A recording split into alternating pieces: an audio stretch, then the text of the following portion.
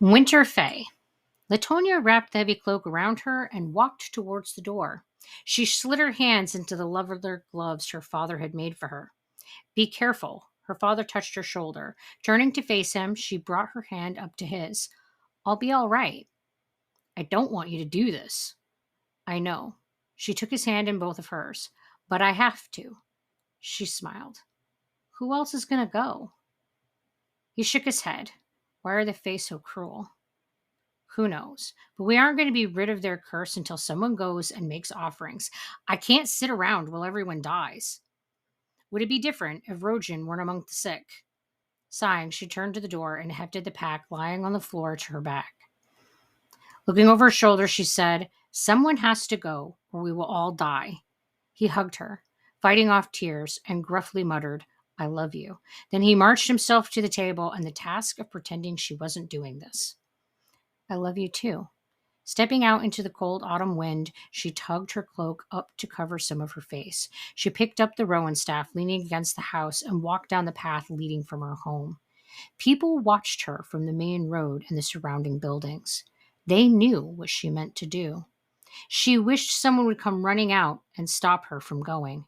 She followed the road out of town and for a long while after. I can do this. She took a step off the road and paused. Already it felt like she was in a different place, a place where humans were not supposed to go. Leaves tumbled past her feet and swirled across the field towards the tree line. She followed them.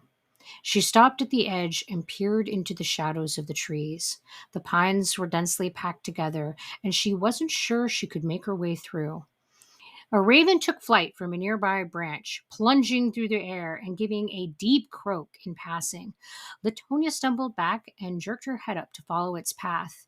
It circled back to her, then turned to fly parallel to the tree line. Its long beak seemed to point the way. Curious, she went after it, jogging to keep up. It flew into the woods, showing her where the trees were thin enough to pass through. Disappearing into the shadows, it gave a low bell-like call, rich and pleasing to the ear, almost a summons. She took a deep breath and strode out along the path. It was quite a bit darker where the trees branched over her and interwove themselves densely. It was like stepping into a building. She wished she had thought to bring a lantern. The wise woman had given her a whole backpack of things to help her against the Fae. It didn't feel like enough. She wasn't even sure she knew how to use all of it. At the bottom of the pack was an old leather bound book that gave instructions for dealing with the Fae, but she doubted that they would give her time to study the topic. Pausing, she looked over her shoulder. There was nothing but more gloom and trees behind her. She couldn't even see where she had come in. It felt like someone was watching her. With a shudder and the adjustment of her cloak, she walked on. The path twisted and turned around the trunks of the massive alders and oaks. They seemed very old. She rubbed at the back of her neck. Her skin crawled. For a moment, she had thought an insect was biting her, but there was nothing there. She glanced back again, wondering if she would be able to find her way out again.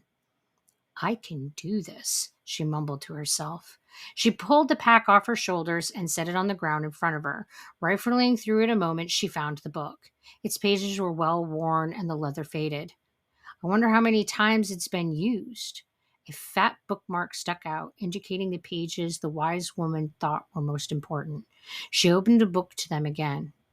What am I looking for? She wondered. The letters were thin and slanted across the page. It was hard to read. Some kind of tree. How am I supposed to tell it's the right one? She looked over the sketches and description again. River birch. A raven cawed and swooped down low over her. Latonia screamed and crouched down to avoid being struck. The bird plummeted into the woods, flying low along the path. She stayed hunched up on the ground a moment before she stuffed the book back into her bag. She swung up on her shoulder and jogged after the bird. It couldn't be a coincidence that the raven had showed up again. It had to be a servant of the Fae. So they knew she was coming. They must want her to come if they're sending her a guide. The thought really didn't comfort her much. The raven landed on a tree branch and croaked at her. Bells hanging on the branch rang quietly as the bird settled itself. She didn't have to refer back to the book to know this was the place. 4 large river birches grew up from the same point as if they shared roots.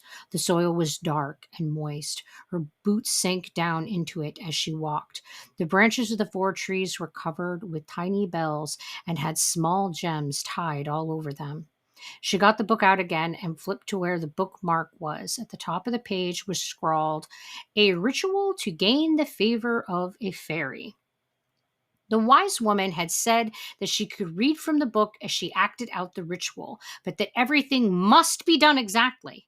She dumped the contents of the bag out onto a drier looking patch of ground up close to the roots of one tree. "Cast a circle of acorns," she read. She shuffled through the pile until she found a small leather pouch filled with acorns. Why acorns? She stuck them into the soil so that their little houses were standing up. The circle was small and rough, but she felt it would do the trick. Tie a moonstone to a branch of each tree. She looked at her pile. She said I would have everything I needed. One pouch was heavier than the rest. She opened it. How does she have the money for this? She reached in and scooped up the 4 stones in the bag. They were an identical set. The stones were a dark gray, but gleamed with a soft white blue sheen that looked like clouds, like holding a piece of the sky. She took the ball of string and tied 1 stone to each tree. There were a lot of things tied to these trees. The bells chimed softly with her task. Are these all offerings? The trees reminded her of Christmas and the tiny decorations her father loved. She returned to the book. The raven reminded her that she was being watched with an impatient sounding cry. She looked at it. It seemed to be saying, "Hurry up." "Bless with a copper dagger," she read. What does that mean? She pulled out the small blade and traced a circle with it and tapped each stone she had hung. Then she shrugged. That would have to be blessing enough. She kept the dagger in her hand as she continued to read from the pages. "I call to Sarah Lee, elemental fairies. Bring to me fairies of the quarters. Protect me, for I humbly honor thee. Then ring a bell." There wasn't a bell in her pile, so she tapped her dagger to one hanging in the tree. It clunked. Hopefully, a pleasant sound wasn't required. "I call upon thee to grant me thy virtue by thy fairy name, Sarah Lee, whose virtue same I call ye so true, for I need you. Serve me as well as I do you." What does that mean? Am I even reading the right passage? "In innocent purity I shall see thee, bound to thee, thou come to me, my virtues to thee I have sown, thus I may see you in this circle." There was nothing left on the page. She sat down, feeling tired and disappointed. The cold, wet soil seeped into her clothing and chilled her. She didn't care. What did it matter now? She had done something wrong. Someone laughed. She looked up. "Who's there?" No answer. She couldn't see anyone except the bird. Another soft giggle seeming to come from somewhere close. "Is anyone there?" She stood up and stared into the shadows, trying to find who was laughing. She grabbed the bag and clumsily stuffed things back into it. She left her gifts in the tree and turned to go, almost running into a tall woman. Latona screamed and stumbled back. She slipped in the mud and fell onto her butt. The woman was tall and thin. Her hair was the many colors of autumn leaves and hung in tangles over her shoulders. She shoved her hair back from her face with a slim, long fingered hand. It was almost a claw. She smiled, revealing fangs. "Hello, Latonia." She stretched out a hand to her. As she did, a pair of shimmering wings unfolded from behind her. They reminded her of the stones. "Who are you?" Latonia shuffled back. "And how do you know my name?" "You know my name, but you do not know me," the woman laughed. The bells on the trees rang with her. "Saralai?" Saying the name was like pulling on a rope. It brought the fairy closer to her without either of them moving. It worked? "Close enough," Saralai said. Latonia's eyes widened and her heart raced. Did she read my thoughts? They were very loud. The fairy shook her head as if to rid herself of the noise that the human thinking caused. "What now?" "Now we bargain. You came here to save the people in your village. What did you bring for me?" What did I bring? Oh, the bag. Latonia clumsily jerked out out the straps, afraid to look away from the Fae before her. I brought gifts. She opened the bag and dumped it out between them. Mud covered the many leathered bags. What is this? Sarah Lee gestured to the dirty heap. Well, Latonia shuffled through the stuff, hoping for one good treasure. I have a copper knife. She held the blade up for inspection. The Fae didn't seem very impressed. She looked some more and pulled out the acorns this time. Never mind. She tossed them aside. Enough! You brought me nothing, Sarah Lee said. Wait, Latonia's hand fell on the worn leather binding. I have this book. A book, Sarah Lee looked. What's in it? You are. It's where I got your name. Latonia flipped through the pages to find the Fae's name. What happened to the bookmark? Here. She stabbed her finger onto the page and smeared mud over the letters of the name. Give it to me. Sarah Lee snatched the book from Latonia's hands and stared at the words scratched out in the old pages. She ripped out the page, bearing her name, and tore it up. The pieces of paper littered the ground. She tossed the book back at Latonia and it landed heavily in her lap. Latonia opened the book to the ruined page. I hope the wise woman forgives me, she gasped. While she watched, Latonia's letters wrote themselves onto the next page, adding the information that had been lost. The words marched out, pushing the other letters down the page until everything was restored. Latonia flung the book. The words! She pointed to the book laying in the mud. Sarah Lee gestured to the book and it floated up to her outstretched hand. She opened it and read over the newly written words. Perhaps you have brought me something after all. Her wings fluttered and she rose up into the air. Her body twisted and shrunk down until she was a raven. She croaked to her, If you want to save your people, follow me. The bird flew into one of the river birch trees. Latonia stared at the tree. How am I supposed to fly into a tree? She stood up and again collected things scattered on the ground. She looked around for her staff but didn't see it. She stepped over to the trees. Hidden among its distorted roots was a split opening in the trunk which gave entrance into the hollow heart of the tree. Stepping inside, she found that the roots of the tree twisted downward within the trunk of the tree as though it was a stairway. There were drifts of old catkins, dust, and other flotsam caught among the furrowed wood. Mushrooms grew and clustered, scattered at random. Some of them glowed with a greenish light. A flock of ravens flew alongside her. They seemed to be urging her on. Small hidden animals could be heard moving somewhere within the tree. She followed the tree stairway down until it turned into a tunnel.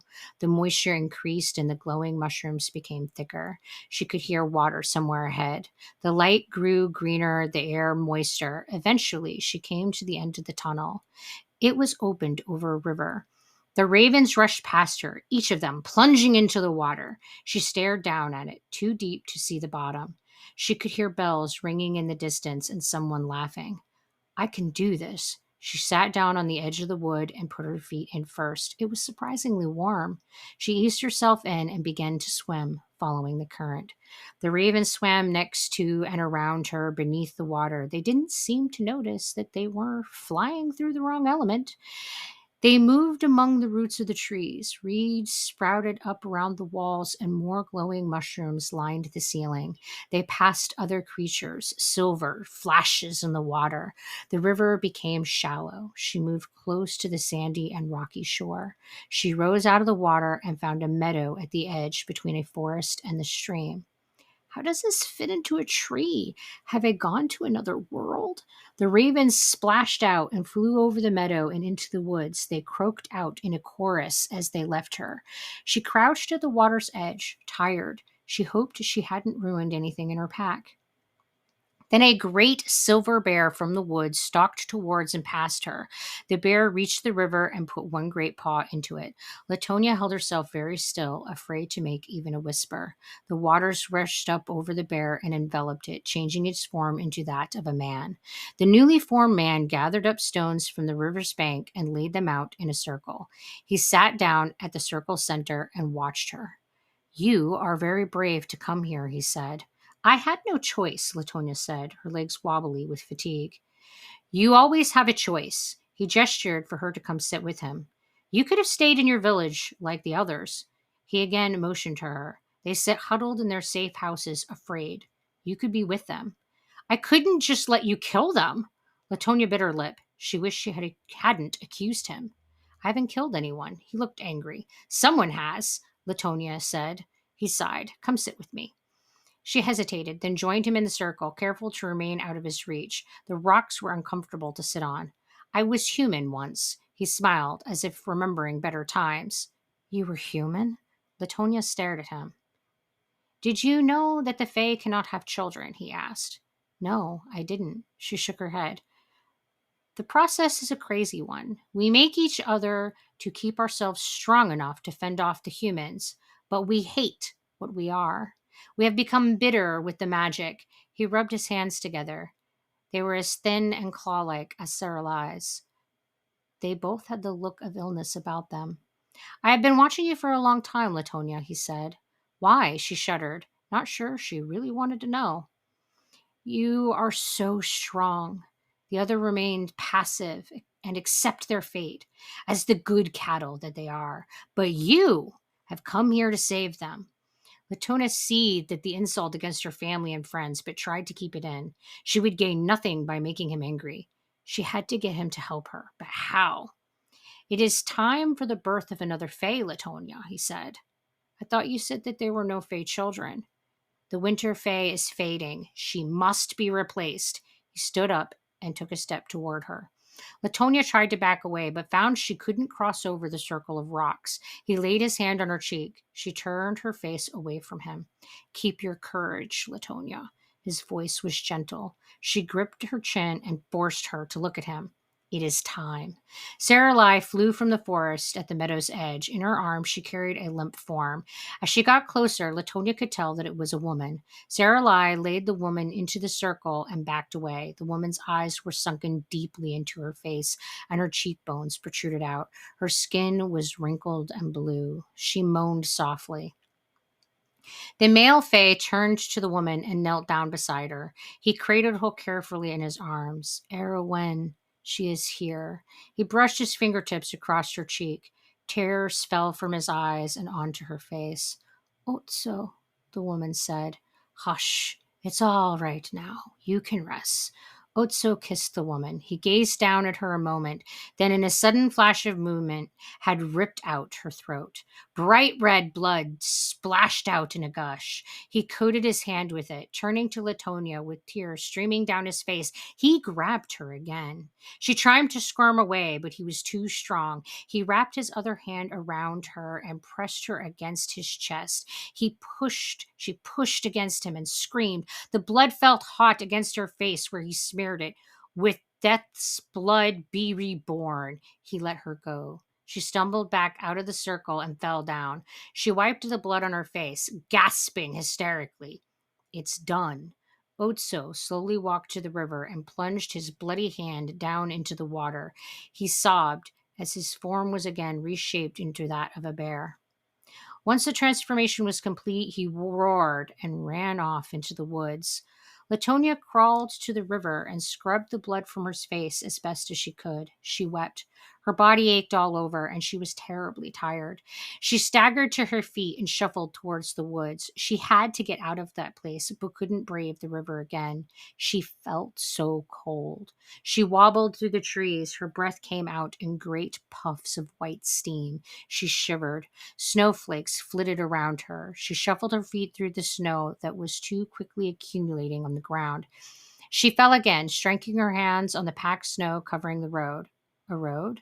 She looked at the deep impression of a wagon wheel track and then up around her. She knew where she was. This was the road that leads into her village. She was so close to home.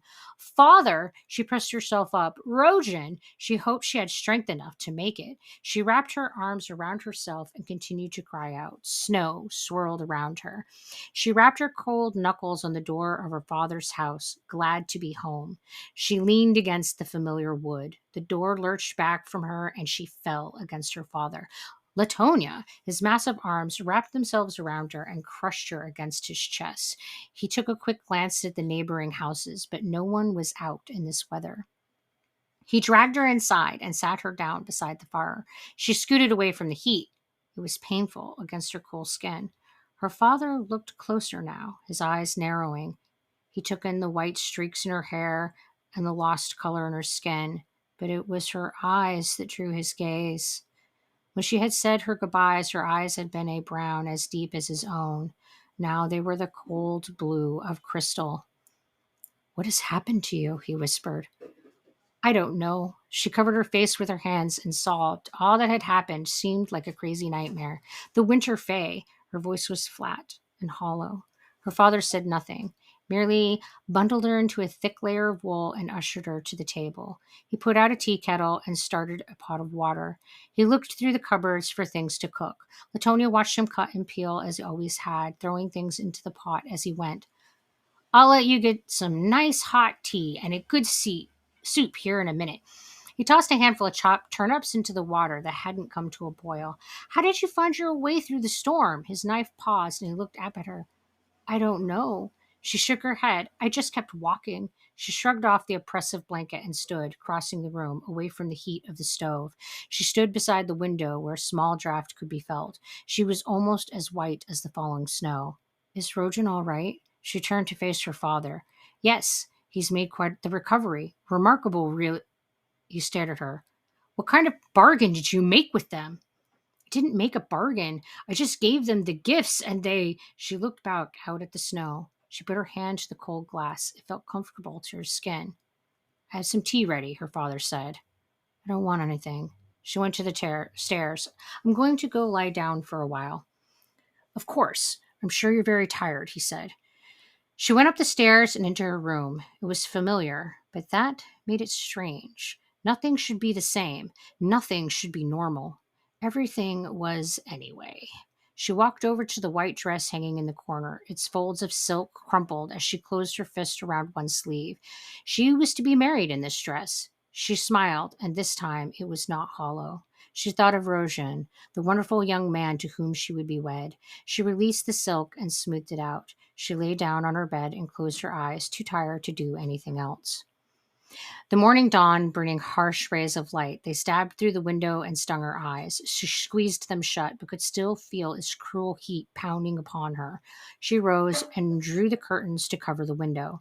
She tried to cross the room, but stopped, catching her reflection in the mirror. She screamed. A stranger screamed in the mirror.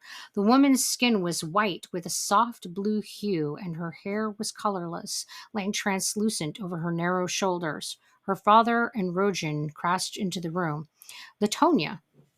Rojan touched her shoulder. She pointed at the woman in the mirror. She's dead. She can't be here. She screamed again and grabbed the jewelry box from her dresser. She threw it against the mirror, and glass shards showered the room.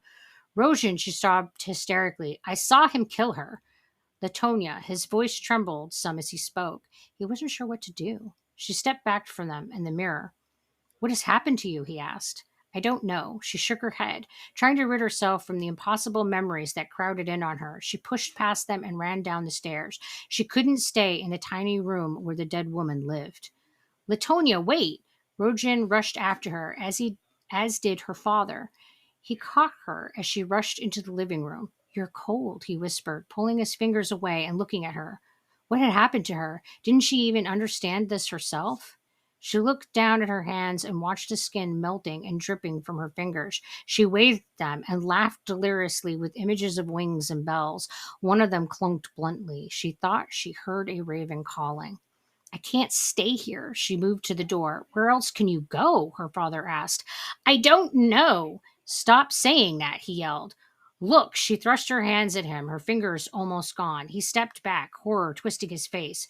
She surged through the door and out to the stables. The horses whinnied and shied away from her. She climbed onto one and urged it into a run. Rojan ran behind her, calling her name as she rode out towards the woods. Snow began to fall around her. Bells rang. A raven flew beside her and gave a low caw before plunging into the shadows of the woods. Latonia forced the horse along the path into the cluster of the river trees. She slid from its back and stood next to it a moment, holding its mane. The bells chimed from the trees, and laughter cut through the forest. She stumbled forward and screamed. She clutched her head as painful flashes flickered through her mind. She saw a great silver bear lean over a sick old woman. It ripped her throat out. Bloody ravens flew in circles around her. She swatted at them, but they wouldn't leave her. A man stepped out of the tree and came to her. He took her into his arms, and she wept against him. You're a bear, she said. Yes. He brushed her hair back from her damp cheeks. Why did you kill me? She sobbed, staring up at him. It was time to be renewed, Erwin. He looked at her hand. Come home.